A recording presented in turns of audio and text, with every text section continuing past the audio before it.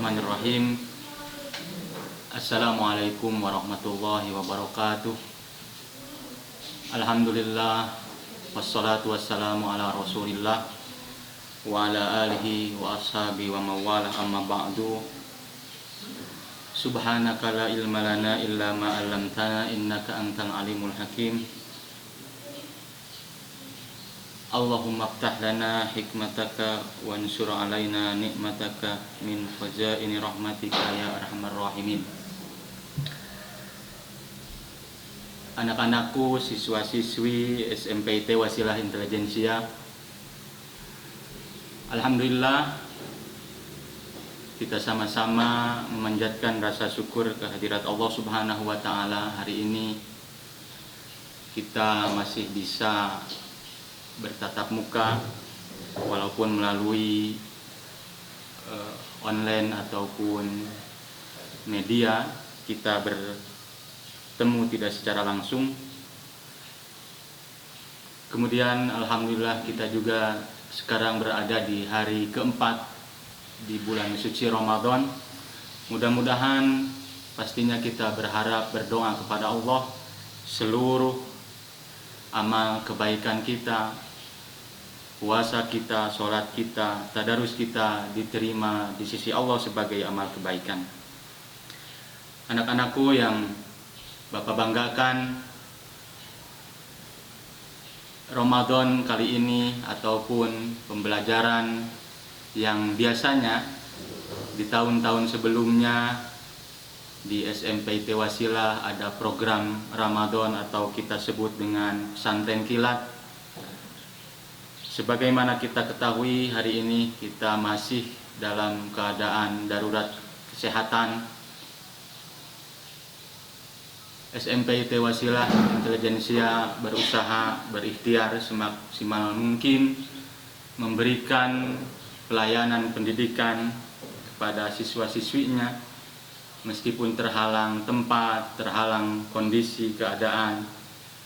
SMPT Wasilah menghadirkan pembelajaran khususnya di bulan Ramadan ini melalui media YouTube. Mudah-mudahan ini tidak mengurangi semangat kita untuk terus menuntut ilmu. Mudah-mudahan apa yang kita dapat hari ini dapat menerangi, dapat menjadi bekal untuk kehidupan kita semua kelak di masa yang akan datang. Pada kesempatan yang berbahagia ini, Bapak akan menyampaikan sedikit kaitannya mungkin dengan materi-materi keramadanan di luar materi kurikulum yang telah ditetapkan oleh sekolah. Karena pastinya dalam hal beribadah kita kepada Allah, kita harus memiliki ilmunya. Dalam hal ibadah syariat, kita tidak bisa hanya sekedar ikut-ikutan tanpa mengetahui ilmunya. Allah memberikan, menganugerahkan kepada kita akal, pikiran, agar kita bisa berpikir, agar kita bisa tahu khususnya kaitan dengan syariat ibadah ini. Sekali lagi, berkaitan dengan ibadah ataupun syariat Islam, ini harus bersumber dari wahyu yang berwujud pada Al-Quran dan sunnah ataupun hadis-hadis Rasulullah SAW. Begitu juga dengan ibadah puasa ya. Pada kesempatan yang mungkin tidak terlalu panjang, sambil kita ngabeberang, mungkin kalian bisa menyimak apa yang Bapak sampaikan. Bisa jadi ini untuk menguatkan ingatan kita, yang lupa menjadi ingat, yang belum tahu menjadi tahu, khususnya ilmu ataupun syariat puasa yang sedang kita jalankan saat ini. Anak-anakku yang berbahagia, yang Bapak banggakan, sebagaimana kita ketahui, ya, puasa merupakan salah satu rukun Islam yang 5. Otomatis hukumnya menjadi wajib sebagaimana kita wajib melaksanakan sholat, zakat, dan rukun-rukun yang lainnya. Sebaliknya, ketika ada di antara kita ataupun saudara-saudara kita yang meninggalkan tidak melaksanakan ibadah puasa di bulan Ramadan, padahal dia sudah memenuhi syarat-syaratnya, dia sudah wajib mengerjakannya, akan tetapi dia meninggalkannya, dia tidak mengerjakannya, maka bisa dibilang dia sudah meruntuhkan atau hilang dari salah satu rukun atau salah satu tiang Islamnya menjadi roboh. Ini yang harus kita terus pahami, sadari kaitannya dengan kewajiban puasa ini. Kemudian pastinya kewajiban puasa ini dipertegas oleh Allah dalam Al-Quran, yang mungkin sama-sama kita sudah hafal ayatnya, yang terdapat di surat Al-Baqarah ayat 183. A'udzu billahi minasyaitonir rajim. Bismillahirrahmanirrahim. Ya ayyuhalladzina amanu kutiba alaikumus syamu kama kutiba alal ladzina min qablikum la'allakum tattaqun. Bahwa dalam ayat ini Allah menyampaikan, bahkan ya, Allah memanggil dengan, kalau disebut atau istilahnya harfun nida, ya ayyuhalladzina amanu. Ya, menurut para ahli tafsir, ketika Allah memanggil dengan ungkapan ya, itu salah satu ungkapan kasih sayang Allah. Ya.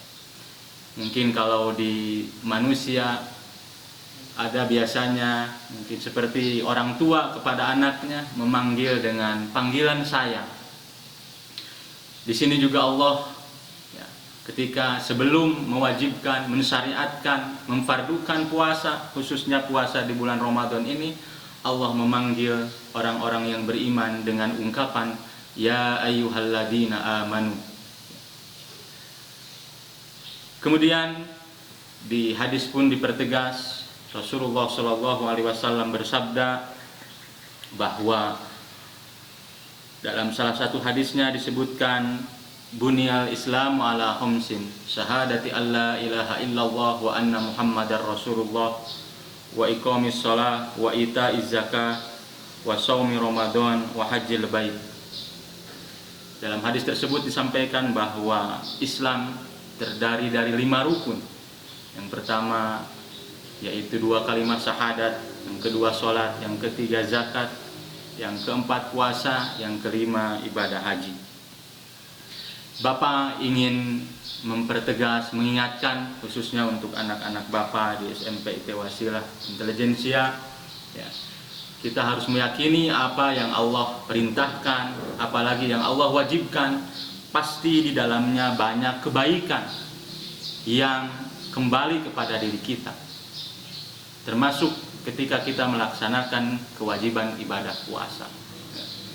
Jangan sampai kita mungkin ada istilah mungkin di antara kalian ada mungkin buka di tengah jalan, godin dan yang lainnya. Ya, terpengaruh dengan temannya, terpengaruh dengan lingkungannya. Ya, jangan sampai itu terjadi, karena lagi-lagi ya, ini merupakan kewajiban yang telah Allah berikan kepada kita, terkhusus yaitu puasa di bulan Ramadan ini. Itu yang pertama, yaitu bagaimana kita meyakini, menancapkan dalam diri kita, dalam hati kita, kewajiban puasa di bulan Ramadan ini, khususnya untuk kita yang telah memenuhi syaratnya. Pastinya kewajiban puasa ini tidak berlaku wajib kepada orang-orang yang belum memenuhi syarat dan ketentuannya. Mungkin nanti Bapak akan jelaskan siapa yang sudah memenuhi syarat untuk melaksanakan ibadah puasa dan siapa saja yang boleh meninggalkan ibadah puasa ini. Nanti akan Bapak sampaikan siapa saja yang harus ataupun yang sudah memenuhi syarat untuk melaksanakan ibadah puasa. dan mungkin siapa saja yang boleh meninggalkan ibadah puasa. Anak-anakku yang berbahagia, yang pertama tadi sudah Bapak sampaikan kaitan dengan hukum puasa ini. Jangan sampai sekali lagi kita meninggalkan, jangan sampai kita ada yang bocor ataupun godin istilah kalian selama bulan puasa, khususnya di Ramadan kali ini. Adapun kalau kita pernah mungkin karena kehilapan kita tahun-tahun sebelumnya kita pernah buka belum waktunya, maka kita bertaubat, memperbanyak istighfar kepada Allah Subhanahu wa taala, dan pada tahun ini kita tidak mengulanginya lagi. Yang kedua, sebagai ilmu bekal puasa kita, ya, mungkin kita mengingat kembali tentang pengertian puasa. Ya. Puasa atau dalam bahasa Arabnya disebut dengan istilah shaum atau siam, secara bahasa bermakna al-imsak, ya. Yaitu imsak artinya menahan. Nah, maka di lingkungan kita, di budaya kita, biasanya ada istilah waktu imsak, ya. Suka diumumkan di masjid-masjid, ya. Biasanya 10 menit sebelum azan subuh, ya, biasanya diumumkan di masjid, yaitu telah datang waktu imsak. Jadi, artinya imsak adalah menahan. Meskipun nanti ya puasa itu sebenarnya diawali dari terbitnya fajar yang ditandai dengan azan subuh. Ketika diumumkan waktu imsak itu adalah sebagai warning, peringatan bahwa sebentar lagi kita akan mengawali puasa. Itu arti puasa secara bahasa, yaitu al-imsak, menahan atau meninggalkan. Sedangkan makna puasa yang secara syariat atau makna puasa saum yang sebenarnya yaitu menahan diri dari segala yang membatalkan, mulai dari terbit fajar sampai terbenam matahari. Jadi kita berpuasa itu kita menjaga, menahan diri kita dari semua hal yang dapat membatalkan puasa kita. Startnya dari azan subuh atau terbit fajar yang diakhiri kita berbuka ketika terbenam matahari yang ditandai dengan datangnya azan maghrib. Yang berikutnya kita masuk kepada syarat wajib puasa, atau mungkin bahasa lainnya siapa saja orang-orang yang wajib melaksanakan ibadah puasa. Ketika orang sudah memenuhi syarat-syarat ini, maka dia wajib melaksanakan ibadah puasa. Yang pertama pastinya Islam. Sebagaimana ayat tadi, ya ayyuhalladzina amanu, ya. Wahai orang-orang yang beriman. Ya. Orang-orang yang beriman di situ juga dapat diterjemahkan, dapat ditafsirkan yaitu sebagai orang-orang yang Islam. Di luar Islam pastinya tidak ada kewajiban untuk berpuasa. Hanya saja bukan berarti ya ketika ayat tadi yang dipanggil ya ayyuhalladzina amanu, orang-orang yang beriman diwajibkan berpuasa, orang-orang yang di luar yang tidak beriman atau kita sebut dengan orang-orang kafir ya, bukan berarti mereka tidak wajib puasa.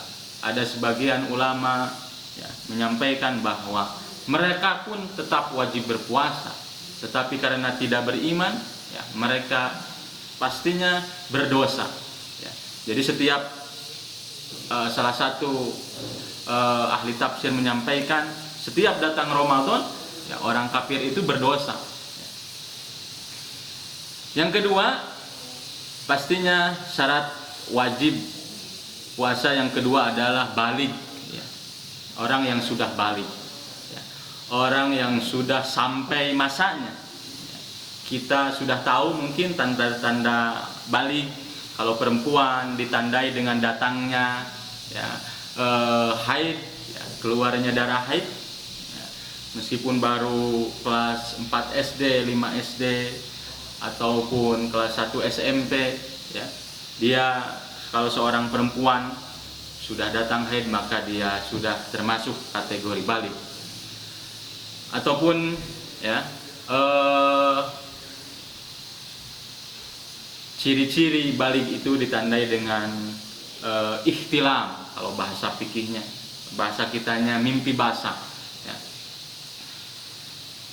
Yang ketiga, pastinya yang memenuhi atau syarat wajib puasa itu adalah berakal. Orang yang normal akal pikirannya, berarti orang yang gila ya, tidak wajib berpuasa. Yang terakhir, syarat wajib puasa itu adalah mampu. Dia mampu untuk mengerjakan puasa. Berikutnya ada syarat sah puasa. Di sini disebutkan ada Islam, ada mumayyiz. Ya, mumayyiz itu pikirannya sudah baik, bisa membedakan hal-hal mana yang baik, mana yang tidak baik. Itu tamyiz atau mumayyiz. Ya. Ini khusus bagi yang perempuan. Syarat sah puasa yaitu suci dari darah haid dan nifas. Kemudian pastinya puasa dianggap sah atau syaratnya terpenuhi atau puasanya sah adalah ketika dalam waktu yang diperbolehkan untuk berpuasa. Kemudian yang berikutnya ini adalah rukun puasa. Ya. Rukun pastinya segala atau sesuatu yang harus ada dalam pekerjaan tersebut. Rukun adalah hal-hal yang harus ada dalam ibadah tersebut. Tidak ada atau hilang saja salah satunya, maka ibadah itu dianggap tidak sah. Ya, itu adalah rukun. Yang pertama, niat. Rukun puasa yang pertama adalah niat. Ya, sebagaimana sabda Nabi, innamal a'malu binniyat. Ya, dalam hal ibadah hampir semua rukun yang pertama adalah niat. Semuanya harus dengan disengaja. Ibadah itu harus dengan disengaja. Suatu ibadah yang dilakukan tanpa disengaja atau mungkin di luar kesadarannya, contoh mungkin seseorang atau diantara kita dalam keadaan tidur, ya, ngigo, mungkin dia melaksanakan sholat, maka sholatnya itu tidak akan sah. Berniat, nah ini ya menjadi kunci atau rukun yang pertama dalam ibadah puasa. Rukun puasa ya, hanya ada dua. Yang pertama adalah niat. Jadi puasa akan sah ketika diawali dengan niat berpuasa. Mengenai niat ini pastinya dalam setiap ibadah ya, pasti disyariatkan untuk berniat. Adapun teknis niat puasa ini ya, khusus dalam puasa wajib, maka kita harus berniat setiap malamnya. Oleh karena itu, mungkin kebanyakan di lingkungan kita setelah mengerjakan sholat tarawih biasanya dipimpin oleh imam untuk membacakan niat puasa untuk esok hari. Meskipun tempatnya niat itu adalah ada di dalam hati. Berbeda dengan puasa sunat, ya, niat tidak diharuskan pada malam harinya. Dalam puasa sunat dibolehkan kita berniat puasa di pagi harinya. Contoh, ketika jam 8, jam 9 pagi kita belum makan apa-apa, kemudian kita mau melanjutkan niat puasa sunnah, maka itu dibolehkan. Tapi dalam puasa wajib, maka niat ini wajib diniatkan atau kita berniat di malam harinya.